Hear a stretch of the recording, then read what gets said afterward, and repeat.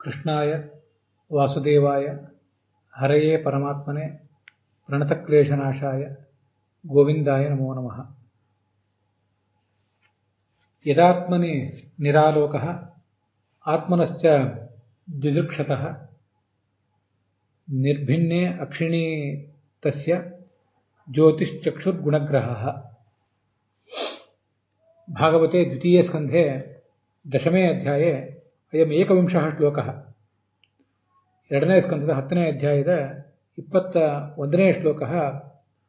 ಅತ್ರ ಸರ್ವದೇವತಾ ಜನನ ವರ್ಣನಪರಃ ನಿರೂಪ್ಯತೆ.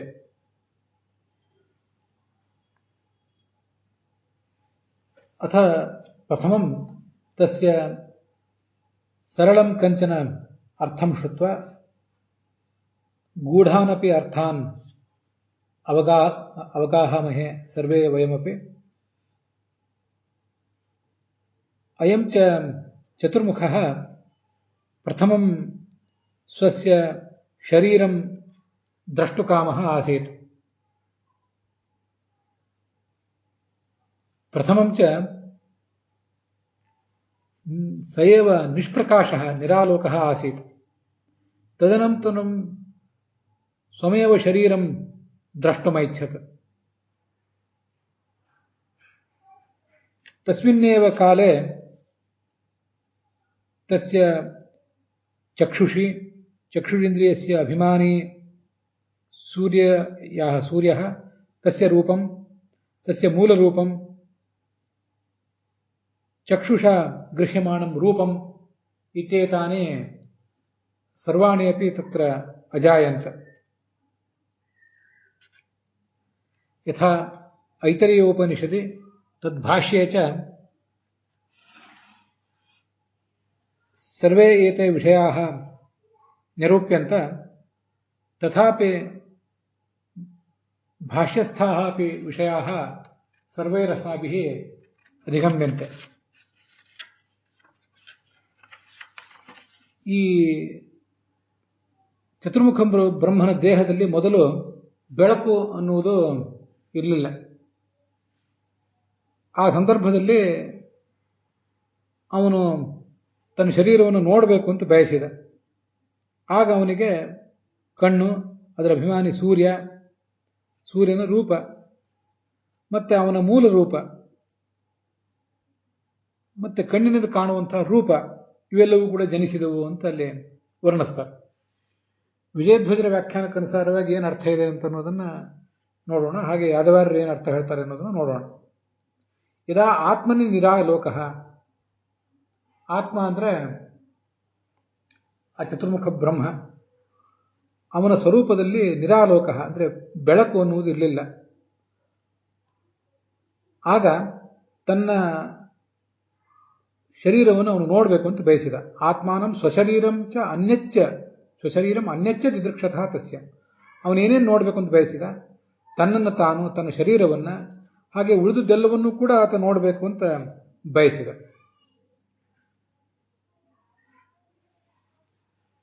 ಹೀಗೆ ಅವನು ನೋಡಬೇಕು ಅಂತ ಬಯಸಿದಾಗ ಅವನಿಗೆ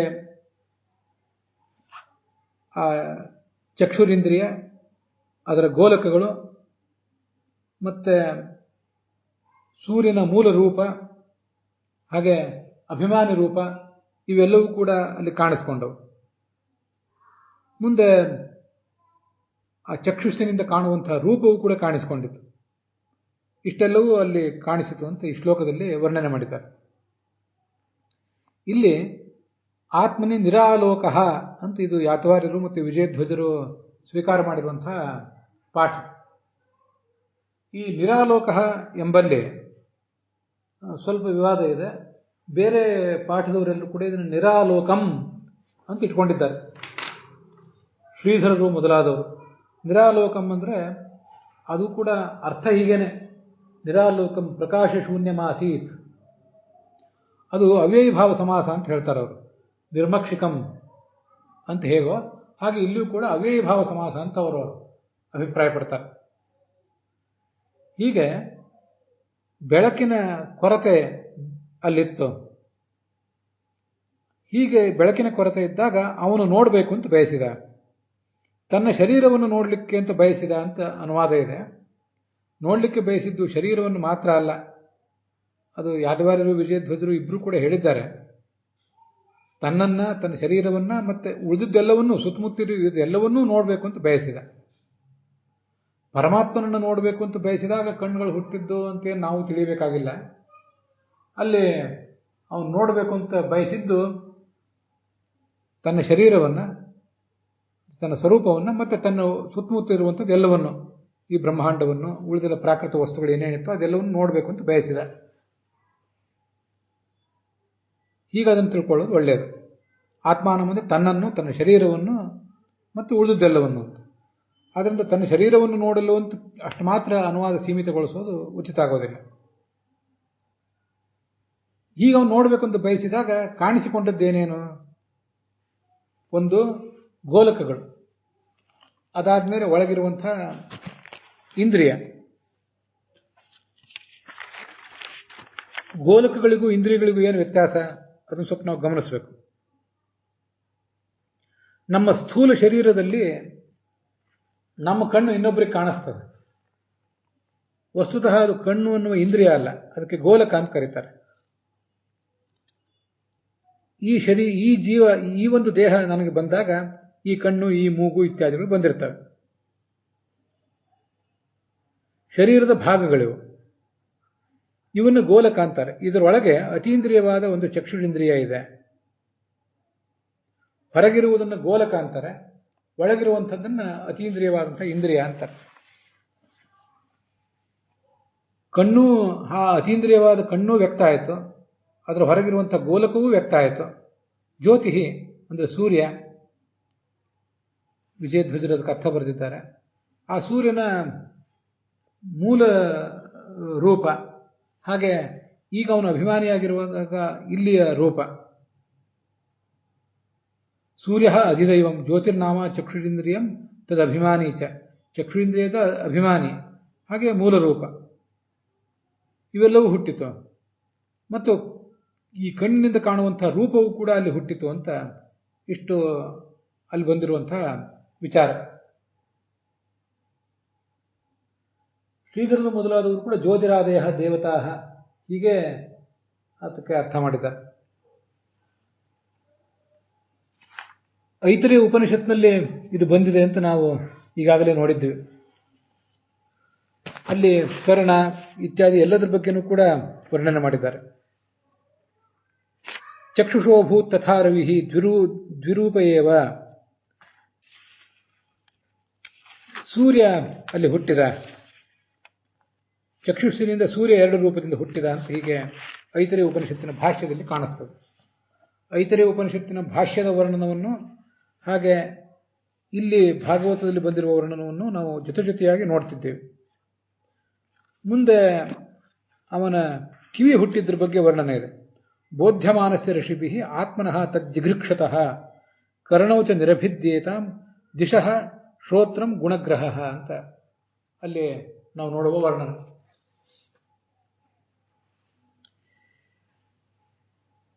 ಈ ವೇದ ಮತ್ತೆ ವೇದಾಂಗಗಳು ಇವುಗಳದೆಲ್ಲದ್ರದ್ದು ಒಂದು ಪಠನ ಯಾವಾಗಲೂ ಕೂಡ ನಡೀತಿರ್ತದೆ. ಅದನ್ನ ಯಾರು ಮಾಡ್ತಿರ್ತಾರೆ? ಋಷಿವಿಹಿ ಅಂತ ಅಲ್ಲಿದೆ. ಋಷಿಗಳು, ಕೇವಲ ಋಷಿಗಳಲ್ಲ, ದೇವತೆಗಳು ಮಾಡ್ತಿರ್ತಾರೆ. ದೇವತೆಗಳು, ಋಷಿಗಳು ಎಲ್ಲರೂ ಮಾಡ್ತಿರ್ತಾರೆ. ಮತ್ತೆ ವೇದಾಭಿಮಾನಿಗಳಾದಂಥ ದೇವತಾ ಸ್ತ್ರೀಯರು ಕೂಡ ಅದನ್ನು ಮಾಡ್ತಿರ್ತಾರೆ.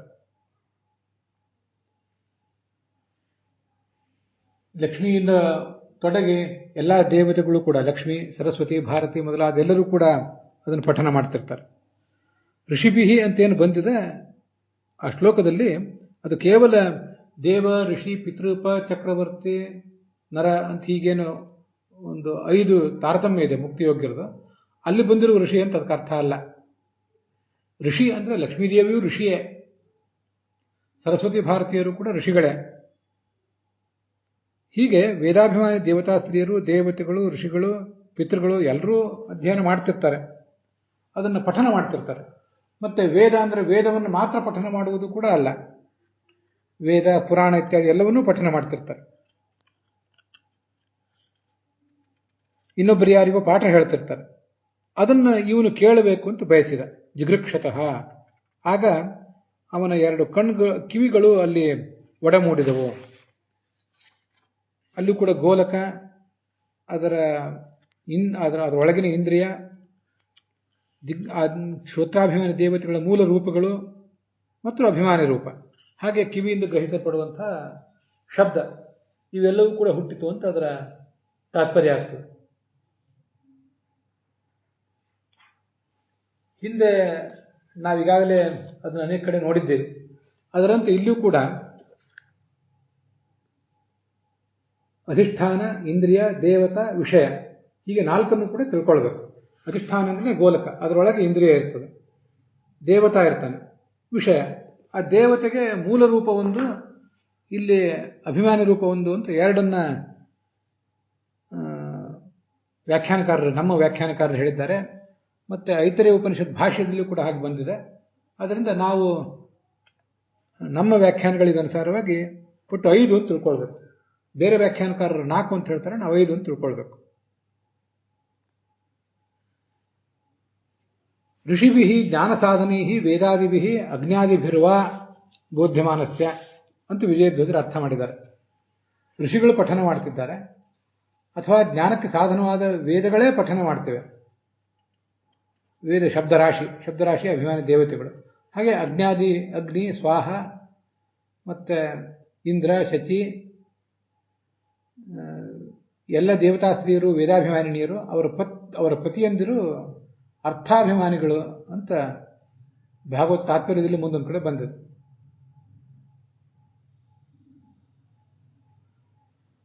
ಬೋಧ್ಯಮಾನಸ್ಯ, ಅವರು ಅದನ್ನೆಲ್ಲ ಪಠನ ಮಾಡ್ತಿರ್ತಾರೆ.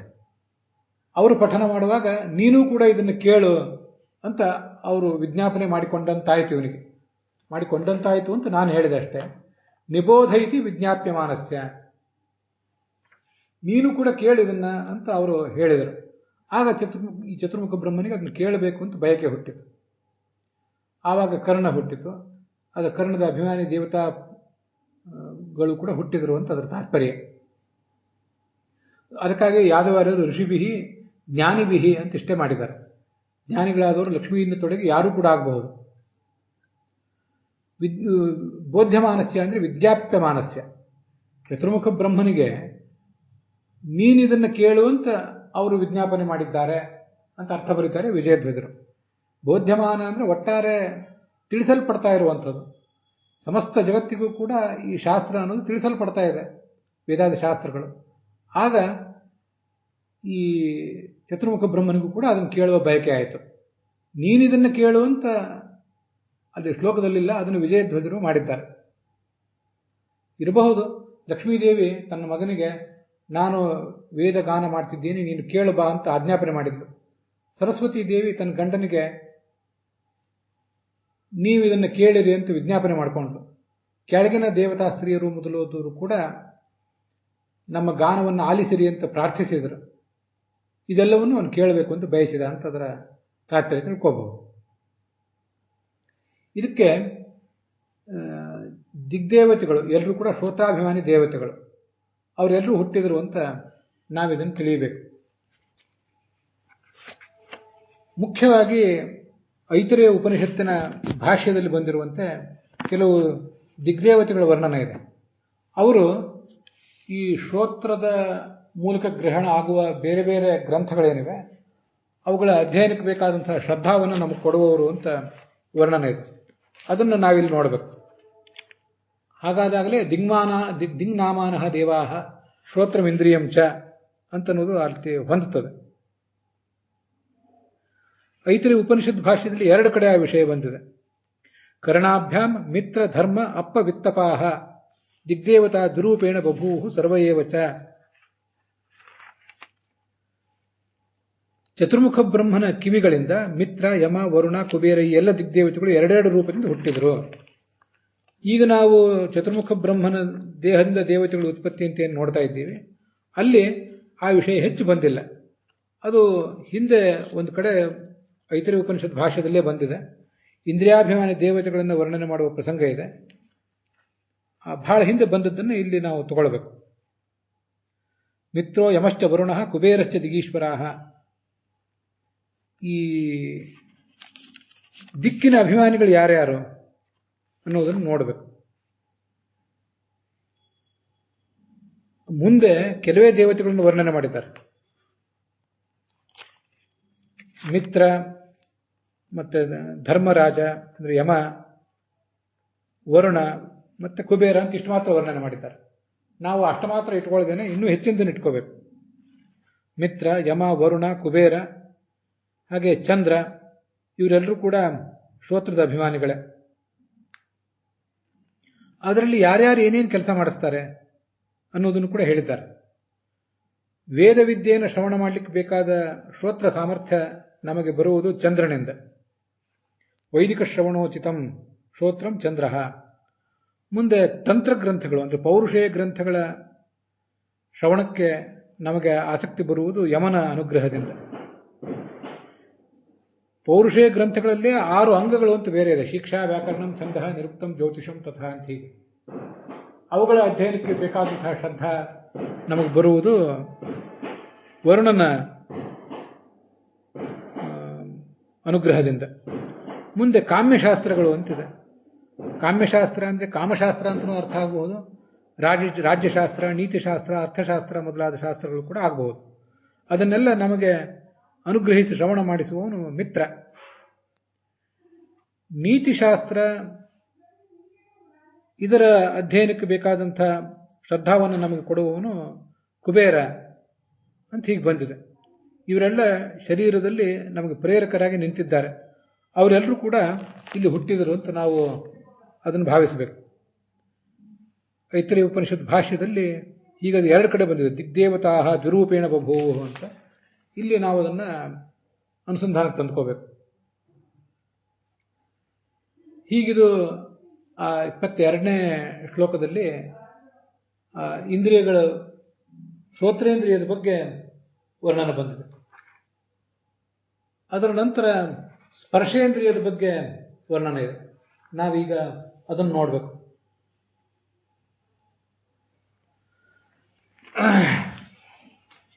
ವಸ್ತುನೋ ಮೃದು ಕಾಠಿನ್ಯ ಲಘು ಗುರುವುಷ್ಣ ಶೀತತಾಂ ಅಂತ ಮುಂದಿನ ಶ್ಲೋಕ. ವಸ್ತುಗಳ ಮೃದು ಸ್ಪರ್ಶ, ಕಠಿಣ ಸ್ಪರ್ಶ ಮತ್ತು ವಸ್ತುಗಳ ಪರಿಮಾಣ, ನಾವು ಕೈಯಿಂದ ನೋಡಿದಾಗಲೂ ಕೂಡ ವಸ್ತು ಚಿಕ್ಕದೋ ದೊಡ್ಡದೋ ಅನ್ನೋದು ಗೊತ್ತಾಗ್ತದೆ. ಬಿಸಿ ತಂಪು ಸ್ಪರ್ಶಗಳ ಬಗ್ಗೆನೂ ಗೊತ್ತಾಗ್ತದೆ. ಇದನ್ನೆಲ್ಲ ಚತುರ್ಮುಖ ಬ್ರಹ್ಮ ತಿಳಿಯಬೇಕು ಅಂತ ಬಯಸಿದಾಗ ಅವನಿಗೆ ಚರ್ಮದ ಗೋಲಕ, ತ್ವಗಿಂದ್ರಿಯ, ಅದರ ಅಭಿಮಾನಿಗಳಾದಂತಹ ಪಾರಿಜಾತಾದಿ ದೇವತೆಗಳು, ಅವರ ಮೂಲ ರೂಪಗಳು, ಮತ್ತೆ ಈ ಸ್ಪರ್ಶ ಅನ್ನುವಂಥ ಗುಣ, ಹಾಗೆ ಪ್ರವಹವಾಯು, ಇದರ ಅಭಿಮಾನಿ ದೇವತಾ ಪ್ರವಹವಾಯು, ಅವರೆಲ್ಲರೂ ಕೂಡ ಇಲ್ಲಿಂದ ನಮಗೆ ಅವರ ಉತ್ಪತ್ತಿ ಎಲ್ಲವೂ ಕೂಡ ಆಯಿತು ಅಂತ ಈ 23ನೇ ಶ್ಲೋಕದಲ್ಲಿ ನಮಗೆ ಕಾಣಿಸ್ತದೆ.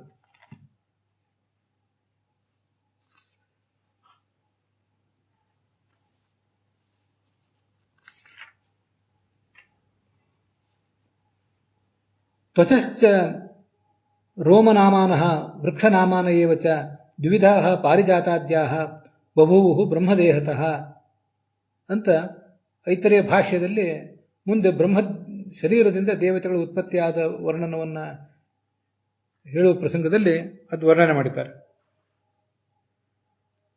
ಅದಕ್ಕೆ ವಿಜಯಧ್ವಜರು ಯಾದವಾರ್ಯರು ಏನು ಅರ್ಥ ಹೇಳ್ತಾರೆ ಅಂತ ಅನ್ನೋದನ್ನ ನೋಡಬೇಕು. ಬಹಳ ವಿಶೇಷ ಏನಿಲ್ಲ. ತ್ವಕ ಅಂದರೆ ಇಂದ್ರಿಯ, ಅದರಲ್ಲಿ ರೋಮ ಮಹೀರುಹಗಳು. ಈ ತ್ವಗಿಂದ್ರಿಯದ ಅಭಿಮಾನಿಗಳು ಪಾರಿಜಾತಾದಿ ವೃಕ್ಷ ದೇವತೆಗಳಿದ್ದಾರೆ. ಅವರೆಲ್ಲರೂ ಕೂಡ ಹುಟ್ಟಿದರು ಅಂತ ಅಭಿಪ್ರಾಯ ಇದೆ. ತತಶ್ಚ ರೋಮನಾಮಾನಃ ವೃಕ್ಷ ನಾಮಾನ ಏವಚ ಅಂತ ಐತರೇಯ ಉಪನಿಷತ್ತಿನ ಭಾಷ್ಯದಲ್ಲೇ ಮುಂದೆ ಬರೋದಿದೆ. ರೋಮನಾಮಕರಾಗಿಯೂ ವೃಕ್ಷನಾಮಕರಾಗಿಯೂ ಎರಡೆರಡು ರೂಪದಿಂದ ಪಾರಿಜಾತಾದಿ ದೇವತೆಗಳು ಹುಟ್ಟಿದರು ಅಂತ. ಮುಂದೆ ಐತರೇಯ ಉಪನಿಷತ್ ಭಾಷ್ಯದಲ್ಲಿ ಆ ಪಾರಿಜಾತಾದಯ ಅಂತ ಬಂದಿರುವುದರಿಂದಲೇ ಇಲ್ಲಿ ಕನ್ನಡ ಅನುವಾದ ಮಾಡುವವರು, ಅದಕ್ಕೆ ಮೂಲವಾಗಿ ಆದಿವಾರ್ಯರು ಮೊದಲಾದವರು ಆ ಥರ ಮಾಡಿದ್ದಾರೆ.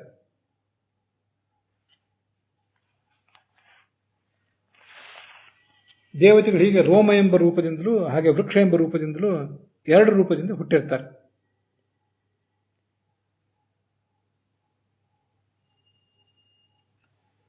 ಮತ್ತೆ ಇಲ್ಲಿ ಪ್ರವಾಹವಾಯುವಿನ ಉತ್ಪತ್ತಿ ಆಯಿತು ಅಂತ ಅದನ್ನು ಕೂಡ ನಾವು ತಿಳ್ಕೊಳ್ಬೇಕು. ಪ್ರವಾಹವಾಯು 11ನೇ ಕಕ್ಷಾದಲ್ಲಿದ್ದಾನೆ, ಅಹಂಕಾರಿಕ ಪ್ರಾಣ 9ನೇ ಕಕ್ಷಾದಲ್ಲಿದ್ದಾನೆ. ಇಲ್ಲಿ ಈ ಪ್ರವಾಹವಾಯು 11ನೇ ಕಕ್ಷಾದಲ್ಲಿದ್ದಾನೆ. ಇವನನ್ನೇ ಸ್ಪರ್ಶವಾಯು ಅಂತಲೂ ಹೇಳ್ತಾರೆ. ಸ್ಪರ್ಶವಾಯು ಸ್ಪರ್ಶಶ್ಚ ಅಭವತ್ ಇತ್ಯನ್ವಯ ಅಂತ ವಿಜಯಧ್ವಜರು ಅದಕ್ಕೆ ಅರ್ಥ ಬರೆದಿದ್ದಾರೆ.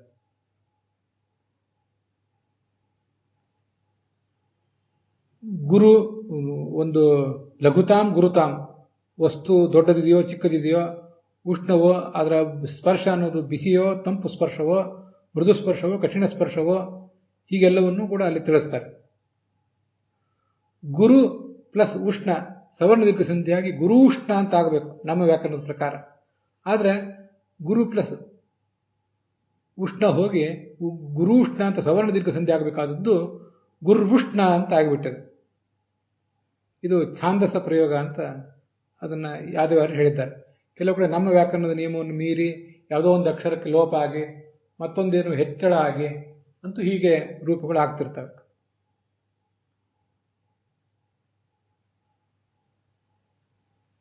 ರೋಮಾಣಿ ಅಂದರೆ ರೋಮ ಎಂಬ ಶಬ್ದದಿಂದ ವಾಚ್ಯವಾದ ಆ ದೇವತೆಗಳ ರೂಪ. ಹಾಗೆ ಅದರ ಅಭಿಮಾನಿಗಳಾದಂತಹ ದೇವತೆಗಳ ರೂಪಗಳು ಪಾರಿಜಾತ ಮೊದಲಾದ ದೇವತೆಗಳು ಅವರು ಹುಟ್ಟಿದರು ಅಂತ ಯಾದವಾರ್ಯರು ಐತರೇಯ ಭಾಷ್ಯದಲ್ಲಿ ಮುಂದೆ ಬರುವಂತಹ ಮಾತನ್ನೇ ತಮ್ಮ ಟಿಪ್ಪಣಿಯಲ್ಲಿ ಉದ್ಧರಿಸಿದ್ದಾರೆ.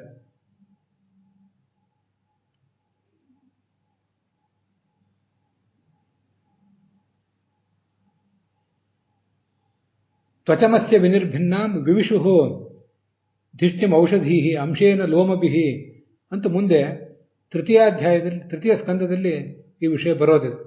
ಮತ್ತೊಂದ್ಸರಿ ಸೃಷ್ಟಿ ಇತ್ಯಾದಿಗಳನ್ನು ವರ್ಣನೆ ಮಾಡುವ ಪ್ರಸಂಗದಲ್ಲಿ ಇದು ಬರೋದಿದೆ. ಸ್ಪರ್ಶಶ್ಚ ಅಂತ ವಾಯು, ಆ ವಾಯು ಯಾರು ಅಂದರೆ ಸ್ಪರ್ಶವಾಯು ಪ್ರವಾಹವಾಯು. ಸ್ಪರ್ಶವಾಯು ಅಂತ ಇವರೆಲ್ಲರೂ ಬರೆದಿದ್ದಾರೆ, ಆದರೆ ಪ್ರವಾಹವಾಯು ಅಂತ ಬರೆದಿಲ್ಲ. ಆ ಪ್ರವಾಹವಾಯು ಅಂತ ಅನ್ನೋದೊಂದನ್ನು ನಾವು ಇಲ್ಲಿ ಸೇರಿಸ್ಕೊಳ್ಬೇಕು. ಅವನು 11ನೇ ಕಕ್ಷಾದಲ್ಲಿದ್ದಾನೆ ಅಂತ ನಾನೀಗಾಗಲೇ ಹೇಳಿದೆ. ಇದು 23ನೇ ಶ್ಲೋಕದ ವಿವರಣೆ. ಇದರಲ್ಲಿ ಬೇರೆ ವ್ಯಾಖ್ಯಾನಕಾರರು ಹೇಳಿದ್ದನ್ನು ಕೆಲವನ್ನು ಹೇಳಿದ್ದೇನೆ. ಕೆಲವು ನಮಗೂ ಅವರಿಗೆ ಹೊಂದಾಣಿಕೆ ಆಗ್ತವೆ, ಕೆಲವು ಪೂರ್ಣವಾಗಿ ಹೊಂದಾಣಿಕೆ ಆಗೋದಿಲ್ಲ. ಯಾವುವು ಅಲ್ಲಿ ಕಾಣ್ತವೆ ಅದನ್ನು ನಾವು ನೋಡಿದ್ದೇವೆ. ತ್ವಚಮಸ್ಯ ವಿನಿರ್ಭಿನ್ನಾಂ ವಿವಿಶುರ್ಧಿಷ್ಟಿಂ ಔಷಧೀ ಅಂಶೇನ ಲೋಮಭಿಃ ಅಂತೇನಿದೆ ಅದು ಮುಂದೆ 3ನೇ ಸ್ಕಂದದ 6ನೇ ಅಧ್ಯಾಯದಲ್ಲಿ 18ನೇ ಶ್ಲೋಕದಲ್ಲಿ ಬರೋದಿದೆ. ಹೀಗೆ ಶ್ರೀಧರರು ಕೂಡ ಭಾಗವತದಲ್ಲಿ ಮುಂದೆ ಬಂದಿರುವಂತಹ ಕೆಲವು ವಿಷಯಗಳನ್ನು ಈಗ ನಮ್ಮ ಅವಗಾಹನೆಗಾಗಿ ಕೊಟ್ಟಿರ್ತಾರೆ. ವೀರರಾಘವರ ಅಂಶದಲ್ಲೂ ಕೂಡ ವ್ಯಾಖ್ಯಾನದಲ್ಲೂ ಕೂಡ ಅಂತ ಕೆಲವು ಅಂಶಗಳು ನಮ್ಗೆ ಕಾಣ್ತವೆ. ಔಷಧೀ ಆ 3ನೇ ಸ್ಕಂದದಲ್ಲಿ ಬರುವ ಮಾತಿಗೆ ಹೀಗರ್ಥ. ಈ ಸಕಲ ಔಷಧಿಗಳಿಗೆ ಅಭಿಮಾನಿಗಳಾದ ದೇವತೆಗಳ ರೂಪಗಳು ಇವನ ತ್ವಚಂ ವಿವಿಷು ಚರ್ಮವನ್ನು ಪ್ರವೇಶ ಮಾಡಿದವು. ಚತುರ್ಮುಖ ಬ್ರಹ್ಮನ ಚರ್ಮವನ್ನು ಪ್ರವೇಶ ಮಾಡಿದವು ಒಂದು ಅಂಶದಿಂದ ಅಂತ ಈಗ ಅದರ ಅಭಿಪ್ರಾಯ ಆಗ್ತದೆ.